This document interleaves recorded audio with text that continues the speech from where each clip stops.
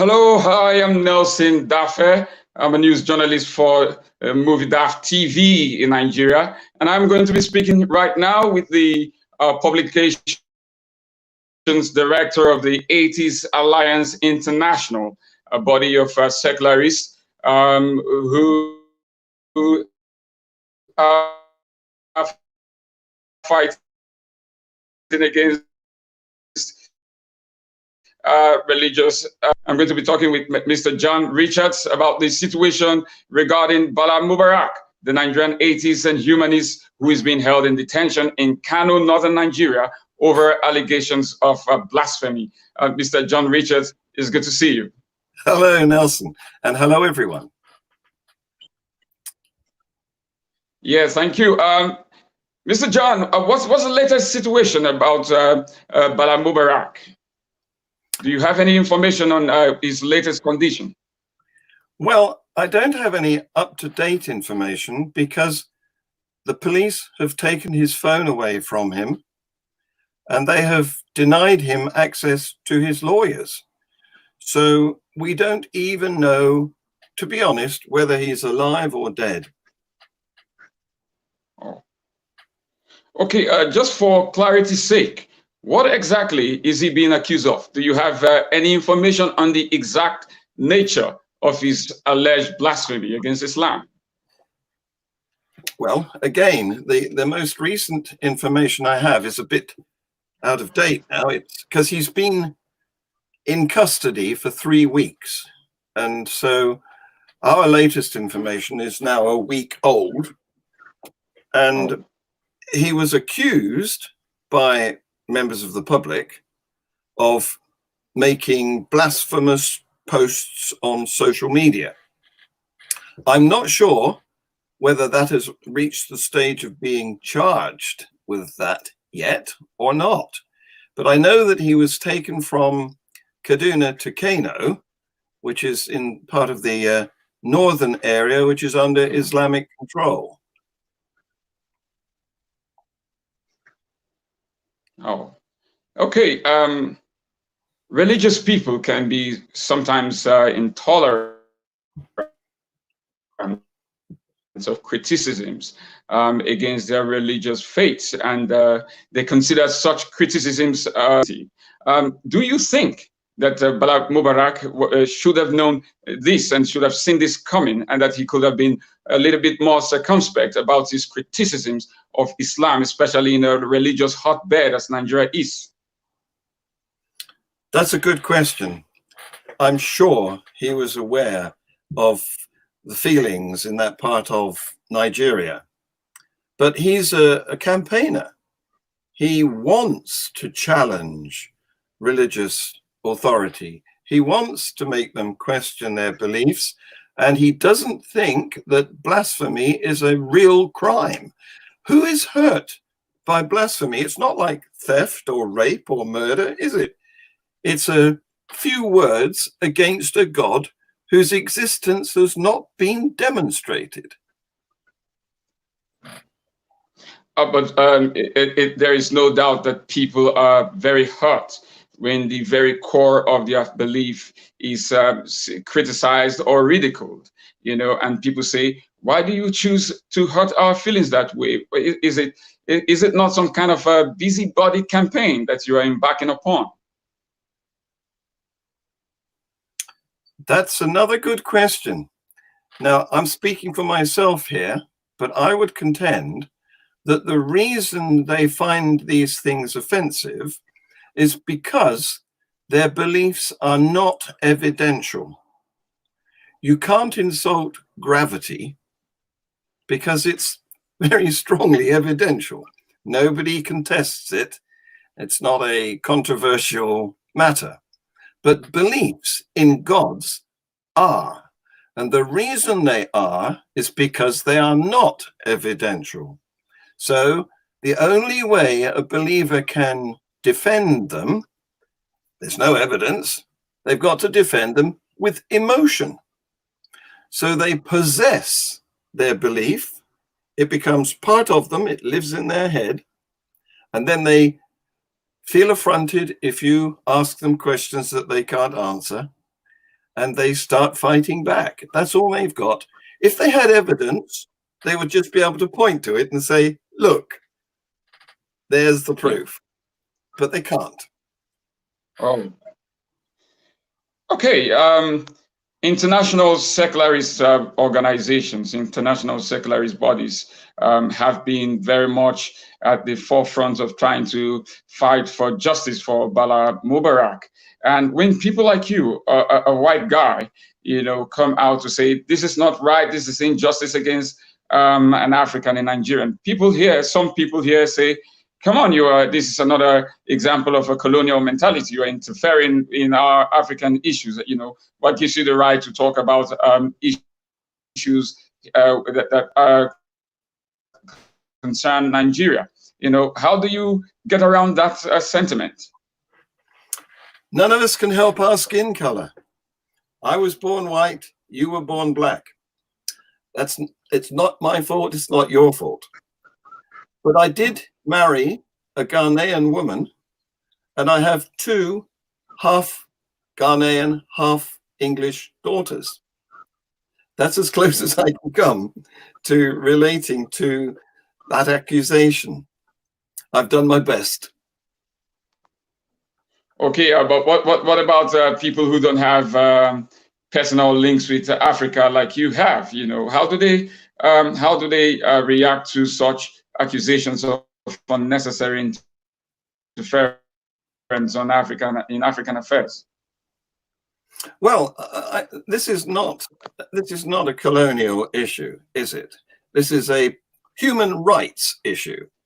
Mubarak Bala is being accused of offending a god who, to all intents and purposes, has no evidence of existence. It's like offending Humpty Dumpty. That is a bogus crime. Nobody should be charged, convicted, or imprisoned or punished in any way for saying things against a non-existent agent. Okay, some regimes are considered very authoritarian, and sometimes they seem to exist on their own. They can get away with some human rights violations. For example, the Saudi Crown Prince bin Salman has been internationally fingered for his alleged role in the murder of the journalist Khashoggi. But up till now, nothing concrete has been done to bring the Saudi Crown Prince to justice. Do you feel somehow frustrated sometimes that authoritarian regimes can get away with human rights violations? I do, absolutely. The world is far from a perfect place at the moment, isn't it? That's why you need people like Atheist Alliance International to campaign against regimes, especially theocratic regimes, that commit these abuses. We are working towards a secular world. Okay, that's quite interesting. You are the publication director of the Atheist Alliance International. Yes. When some people hear the word atheist, they think of it as a group of cranky people, a cranky subculture of people who are united by their unbelief in religion and nothing more. Why do you think that it places you at a psychological disadvantage in trying to communicate your ideas to people when you label yourself? People don't believe in. You feel the need to label yourself as something, atheist. Nelson, that's another very good question. Listen, I personally do not call myself an atheist because I'm aware of the problems around that word. I work for an atheist organization, but if you work for Cadbury's, you don't have to eat chocolate, do you? The trouble with the word atheist is that it's designed to denigrate people who don't belong to your religion. It's a silly word. We don't have a word for people who don't believe in Father Christmas or who don't believe in the tooth fairy, do we? There's no a tooth fairyist word. That's because it's ridiculous to group people together on the basis of something they lack. The word atheist means without belief in a God. It doesn't mean that we share any commonalities at all, other than not being believers. Also, do you actually do worry, that when you label yourself atheist, that it places you at some kind of disadvantage, in trying to communicate with some people, is communicate your disagreements with a specific bad idea of religion, for example? I do. Is that the case? Okay.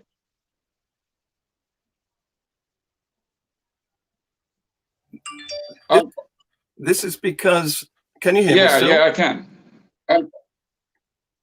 Yeah. Good. Go on, Fro. This is because the word atheism actually has been serving believers. People like to label non-members of their club. In the past, it was heathens. Then it became Gentiles who weren't Jews. Then it became infidels who weren't Muslims. And now it's atheists, people who don't believe in any of the gods. So this word, it's not a word that I accept on my own behalf.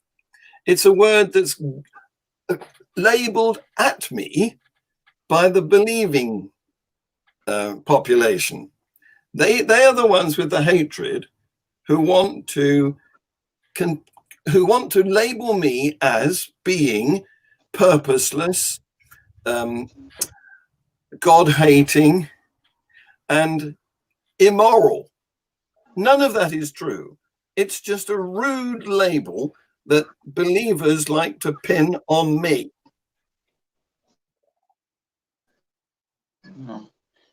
Okay, let's go back to the situation concerning Bala Mubarak.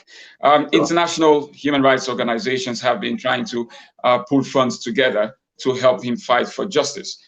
Yes. Where, in your opinion, do you think such funds have to go exactly in trying to help help him to get justice?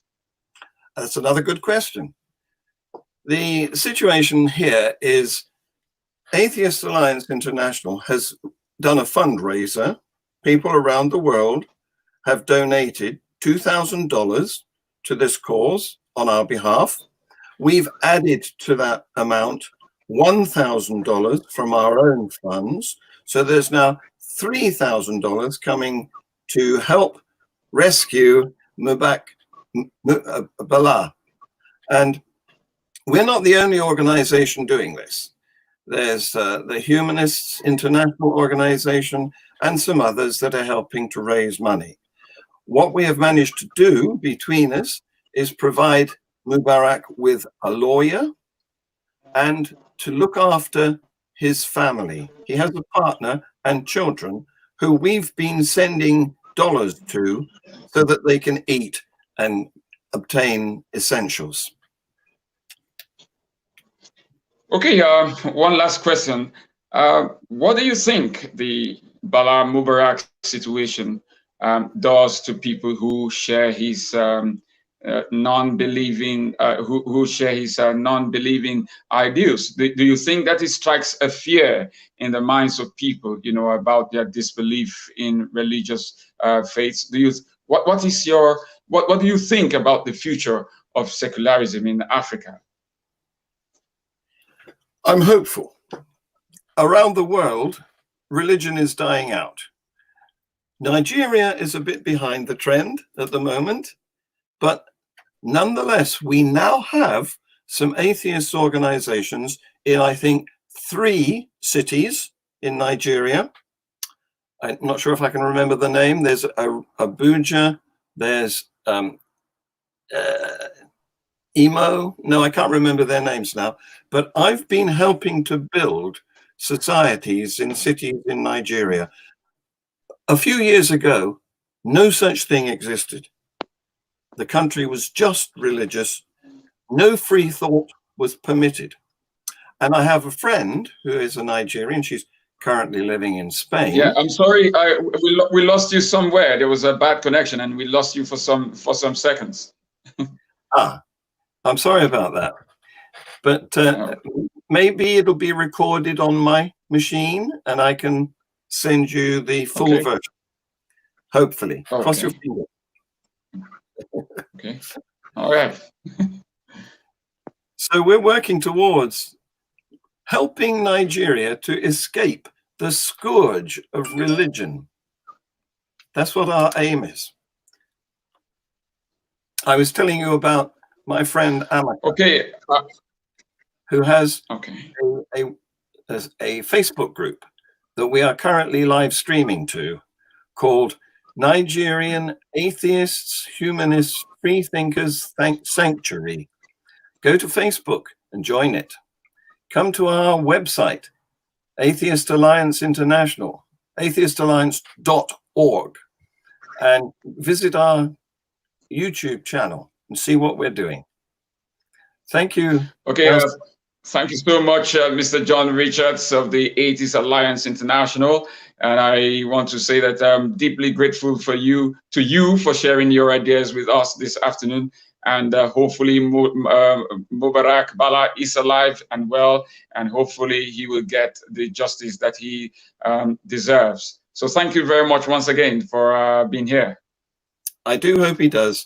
You're welcome. Thank you for hosting me.